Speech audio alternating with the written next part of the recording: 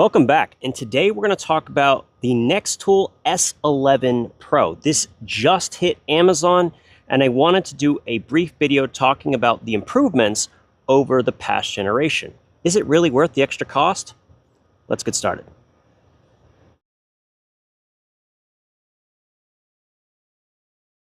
Now, I considered waiting to July 1st so I could showcase this in the new studio, but it's kind of important to get information out when a product first goes live. So I wanted to talk about the S11 Pro.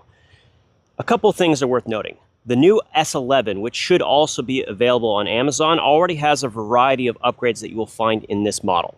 So one of the things that they've changed from the S11 to past generations is a larger, more robust plier head. It's not significant at first glance until you compare them.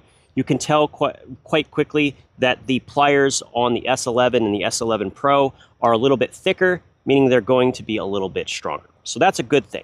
Now, when you do that, you increase the weight, obviously. So what they have done is they've incorporated the weight savings that you can find on the light version. This is something I collaborated with Nextool on, I don't know if it's about a year ago, but basically this is their bladeless version that's a little bit lighter. It had a bunch of spaces that were cut out for weight savings. The same thing is being applied here. So even though this is the same weight as past generations, it actually has more robust pliers. So overall, a great change to go along with everything else. Love that. The other way they've saved weight is they got rid of, thankfully, all of those metal spacers that used to be in the original Mini Sailor. Now you have 3 glow-in-the-dark sections, which are going to make it much easier to find, obviously, but also they cut the weight. So they used to be solid metal, and they didn't need to be. Right? They're not really for strength, they're just spacers. So this is a really nice improvement as well. Beyond that, obviously we have a new finish.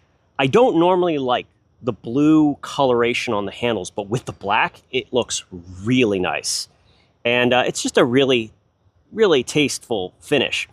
The bigger reason why it's so expensive, though, and it's about a $9 difference between this and the S11, is that it has improvements in its materials. The biggest one being the 8CR14 MOV blade. So this is going to hold up a lot better than the 5CR you'll find in past generations, so that's great. And the other thing is that the other tools are usually in a 3CR.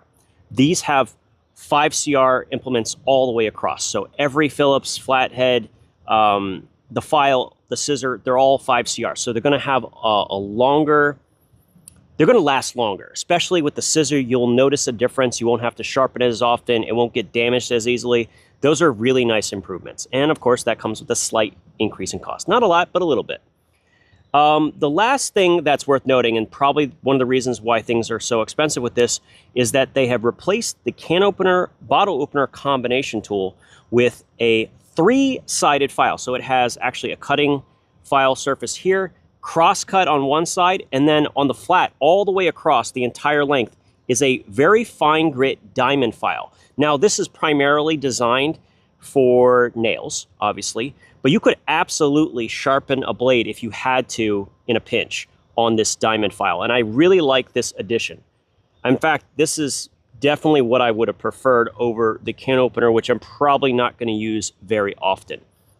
So I like this change quite a bit. And of course, diamond file, impregnating the diamonds onto a piece of steel, it's a complicated process. So I understand why that can be a little bit more expensive for sure. So definitely something to keep in mind when you are buying this, that it has a slight difference in tool variations. That's the biggest thing you're going to want to know about the S11 Pro.